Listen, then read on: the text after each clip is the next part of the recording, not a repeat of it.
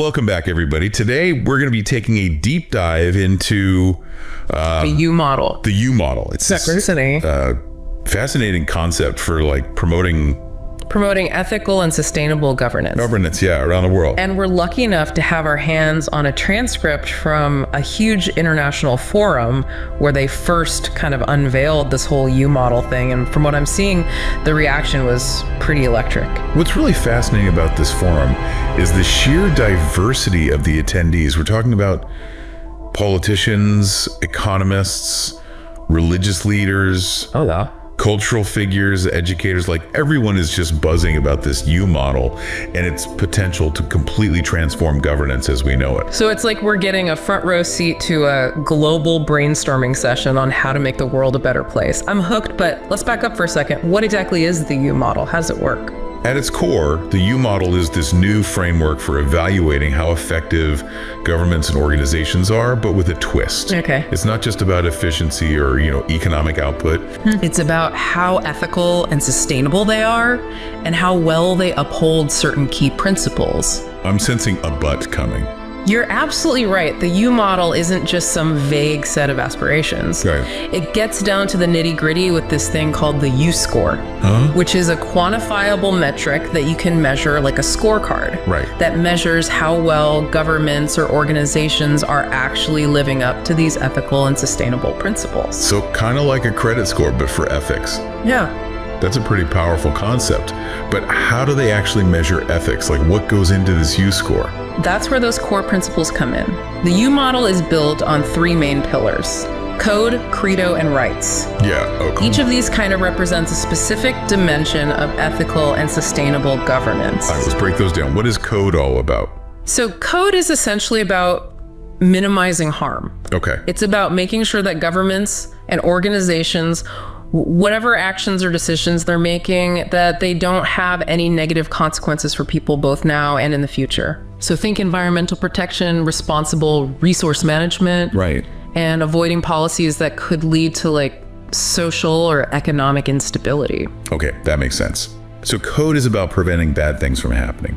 What about credo? So credo shifts the focus to actually serving the needs of society as a whole, right, not just individual or corporate interests. Right. So it's about prioritizing the common good, promoting social justice, and ensuring that everyone has the opportunity to thrive. So it's like taking a more holistic view, considering the impact on all stakeholders, not just the bottom line. Yeah. I like it. What about the third principle, rights? Rights is all about respecting the inherent dignity and the fundamental rights of every single individual. Okay. It's about ensuring fairness, equality, and protecting vulnerable populations. Okay. Things like human rights, civil liberties, ensuring that everyone has access to essential services like healthcare and education. So it's like this ethical trifecta: don't do harm, serve the community, and respect everyone's rights. But how do these principles actually like translate into the U score? How does that calculation actually work? Well, that's where all the really, really like nitty-gritty details come in. And I think that's something that we should delve deeper into in the next part of our deep dive. Okay, you've got me on the edge of my feet. But before we jump into the mechanics of the U score, I am curious about this whole idea of sending out millions of letters that you mentioned earlier. How does that fit into the U model? Ah, yes. The Swallows of Hope initiative. Swallows of Hope. This is where the U model goes from theory to action. Right. The letter writing campaign is a key strategy for raising awareness about the U model and getting people excited and ready to actually make change happen. Millions of letters. In the age of email and social media, that seems a bit old school, doesn't it? That's exactly what makes it so intriguing. It's a very deliberate choice to use a more personal and tangible form of communication. Yeah. The idea is that these letters are going to be written by people from all walks of life and carry a really, really powerful message of hope and inspire action on a global scale. So it's less about like the content of the letter and more about the symbolic act of millions of people all coming together and demanding change. You hit the nail on the head. It's about igniting a global conversation about the U model. Yeah. Sparking a movement for ethical and sustainable governance from the ground up. And from what I'm gathering from this transcript, the response has been overwhelmingly positive. Who are some of the key figures who are championing this U model? That's what's so fascinating about it. The support for the U model really cuts across traditional divides. We've got politicians from across the entire political spectrum, like that former prime minister from Southeast Asia, who gave this really eloquent speech about how the CREDO principle really resonated with his culture's idea of collective well-being. And then you have these prominent economists, like that Nobel laureate, who made a very compelling argument that the U model could actually help create a more stable and equitable global economy. So it's not just about ethics, it's about smart economics too. Yeah. Are there any other notable supporters? Oh, the list just goes on and on. We have religious leaders like that Buddhist monk who called the U model a path to enlightenment for all humanity. Wow. And cultural figures like that world-renowned filmmaker who compared the swallows of hope to ancient carrier pigeons spreading messages of peace and understanding across continents. That's amazing. It's really remarkable to see. This is all incredibly inspiring, but I have to ask, does anyone raise any concerns or critiques about the U model? It seems almost too good to be true. That's a great question, and definitely one that we will explore further in the next part of our deep dive. All right, stay tuned. Welcome back to our deep dive into the U model. As we were going through all those incredible endorsements in the forum transcript, one question kept popping up in my mind. Yeah. We've talked a lot about the what of the U model, its principles and the U score. Right. But I'm really curious about this. How do we actually put these ideas into practice? That is a really crucial question. Yeah. And I think the forum transcript actually gives us some pretty intriguing insights into how the U model could actually be applied. Okay. One of the most concrete examples is the Swallows of Hope letter writing campaign. Right. Remember how we talked about all the symbolism behind it? Yeah. Well, there's also a very, very strategic element to it. So it's not just about sending out feel-good messages. Oh. There's a real plan behind it. Absolutely. The organizers of the U model see these letters as a way to reach people directly. Okay. To start conversations at the grassroots level and to build this global network of support for the U model. Mm-hmm. And they're not just sending out generic letters either. Right. They're actually tailoring them to specific audiences, taking into account all the cultural nuances and different perspectives. That's smart. It's like they're creating a customized dialogue with the world, meeting people where they are.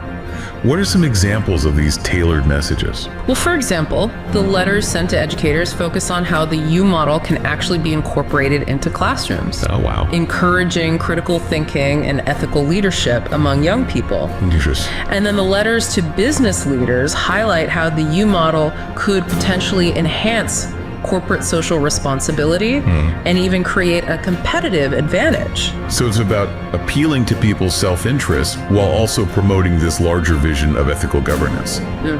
What about those letters aimed at governments? What kind of message are they sending to those in power? Well, the letters addressed to politicians and government officials really emphasize the U model's potential to increase transparency, reduce corruption, and to create a more effective and responsive government overall. So they're essentially making the case that embracing the U model can lead to better governance, which ultimately benefits everyone. That's a pretty compelling argument. But is it enough to actually change the behavior of governments and organizations? Yeah. I mean, what are the incentives for them to actually adopt the U model? That's the million-dollar question, isn't it? Yeah. And I think the forum transcript actually doesn't shy away from this challenge. Okay. One really compelling argument that kind of came out of all the discussions is that in a world that is becoming increasingly interconnected and transparent, the U score could actually become a really powerful reputational tool. You mean like a seal of approval for ethical and sustainable practices? Exactly. Think about it. In today's world, consumers are way more aware than ever before of the social and environmental impact of the choices that they're making. Investors are increasingly looking for companies that are aligned with their values. And citizens are demanding more accountability from their leaders. So a high U score could almost become like a badge of honor. Yeah. A way for governments and organizations to show that they're committed to these ethical and sustainable practices. Precisely. It could become a key differentiator in the global marketplace. Attracting investment talent and consumer loyalty. Makes sense. And on the flip side, a low U score could actually become a liability, potentially leading to boycotts, divestment, and public pressure to actually make change. So in a sense, the U model is creating a new kind of accountability system. Yes. One that goes beyond just traditional financial metrics and measures the true value of a government or an organization. That's a great way to put it. And that's why I think so many economists are really excited about this whole U model thing. Yeah. They see it as a way to actually align economic incentives with these larger social and environmental goals. Right. And that can help create a more sustainable and equitable economic system for everybody. Okay, so we've talked about the Swallows of Hope campaign and this potential for the U score to become a reputational tool. Are there any other practical strategies for implementing the U model that came out of this forum? Well, one idea that gained a lot of traction at the forum was this whole concept of embedding the U model into education systems around the world. So teaching kids about ethics and sustainability from a young age. Yeah. That makes sense, but how would that work in practice? Well, a lot of the educators at the forum were talking about developing curriculum materials that would introduce students to all the principles of the U model, encourage them to think critically about ethical dilemmas, and empower them to become active citizens who demand ethical and sustainable practices from their leaders and the institutions that they interact with. That's brilliant. Yeah. It's like planting the seeds for a more ethical and sustainable future generation. Exactly. Any other standout ideas? Another fascinating concept that emerged was actually using the U model to inform policymaking at all levels of government. So instead of just focusing on economic growth or short-term political gains, governments would actually be encouraged to think about the broader social and environmental impact of their decisions. Exactly. The U model could provide this framework for evaluating the ethical and sustainability implications of any proposed policy, helping to ensure that they're aligned with the long-term interests of the community and the planet.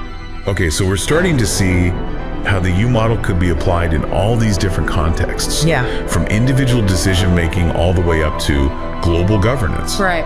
But let's circle back to that question you raised earlier about potential concerns and critiques. Right. It's important to acknowledge that the U model, like any really ambitious idea, faces its fair share of challenges and potential pitfalls. So it's not all sunshine and roses. No. What are some of the concerns that people have raised? Well, I think one of the biggest concerns that was brought up is this potential for bias in how the U score is actually developed and applied. That's a valid point. I mean, who decides what criteria are included in the score and how much weight each of them should be given? Exactly. And even with the best intentions, there's always a risk of unintended consequences. Right. You know, for example, some critics worry that focusing too much on quantifying ethics could lead to a more reductionist approach that overlooks the complexity of real-world decision-making. That's a really interesting point. It's like trying to fit a square peg into a round hole. Kinda. Are there any other potential downsides that people have highlighted? Another concern that came up was the challenge of getting buy-in from governments and organizations around the world. I mean, adopting the U model requires a pretty significant shift in mindset. Right. A willingness to prioritize ethical and sustainable practices, even if it doesn't lead to immediate financial gain. It's a lot to ask people to change their behavior. Yeah. Especially when there's no immediate financial incentive to do so. You're right. And even if there is this widespread adoption of the U model, there's also the question of enforcement. Yeah. I mean, who would actually be responsible for monitoring compliance? Right. And holding governments and organizations accountable for their U scores? It's a lot to figure out, but I think despite these challenges, it seems like the potential benefits of the U model are definitely worth exploring. I agree. It's an ambitious idea. Yeah. But it's one that could have a truly profound impact on the world. And I think it's really inspiring to see so many people from such diverse backgrounds coming together to support it.